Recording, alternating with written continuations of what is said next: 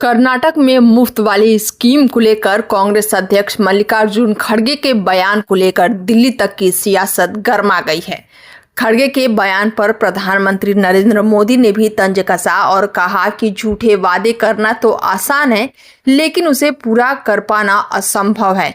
अब पीएम के बयान पर कांग्रेस की राष्ट्रीय महासचिव प्रियंका गांधी ने पलटवार किया है।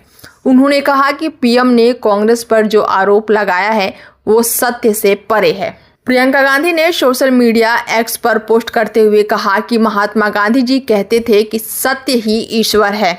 उन्होंने आगे ये भी लिखा है कि सत्यमेव जयते हमारे राष्ट्रीय आदर्श वाक्य है। सत्य की स्थापना करने वाले ये आदर्श वाक्य भारतीय स्वतंत्र आंदोलन, भारत के पुनर्निर्माण और सार्वजनिक जीवन के आदर्श बने। सत्य जिस देश के हजारों सालों की संस्कृति का आधार है, उस देश में सर्वोच्च पद पर बैठे व्यक्ति को असत्य का सहारा नहीं लेना चाहिए। उन्होंने आरोप लगाया कि पीएम मोदी ने कांग्रेस पर जो आरोप लगाया है वो सत्य से परे है। कांग्रेस पार्टी ने जिस राज्य में जनता से जो वादे किए, अगले चुनाव आने का इंतजार किए बिना सरकार बनते ही उन्हें पूरा करने का काम शुरू किया, चाहे कर्नाटक हो, तेलंगाना हो या हिमाचल प्रदेश। कांग्रेस की सरकारों वाले प्रदेश में जनता का पैसा जनता की जेब में प्रतिदिन गारंटियों द्वारा डाला जा रहा है।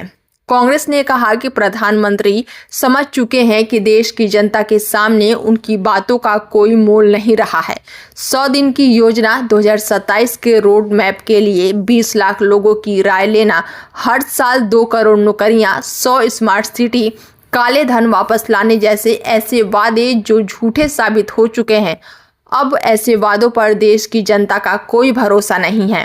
पीएम मोदी के खोखले वादे करके देश के सर्वोच्च और सम्मानजनक पद की गरिमा को ध्वस्त कर दिया है। बता दें कि प्रधानमंत्री मोदी ने शुक्रवार को खड़गे के बयान पर तंज कसते हुए कहा था कि कांग्रेस पार्टी इस बात को समझ रही है कि झूठे वादे करना तो आसान है, लेकिन उन्हें लागू करना कठिन और असंभव है।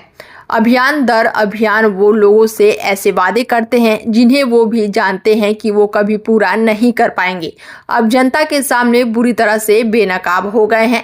पीएम मोदी ने आगे कहा है कि देश की जनता को कांग्रेस के प्रायोजिक झूठे वादों की संस्कृति से सचेत रहना होगा। हमने हाल ही में देखा है कि कैसे हरियाणा के लोगों ने उनके झूठ को खारिज कर दिया है और एक ऐसी सरकार को प्राथमिकता दी है जो स्थिर, प्रगति उन्मुख और काम करने वाली है।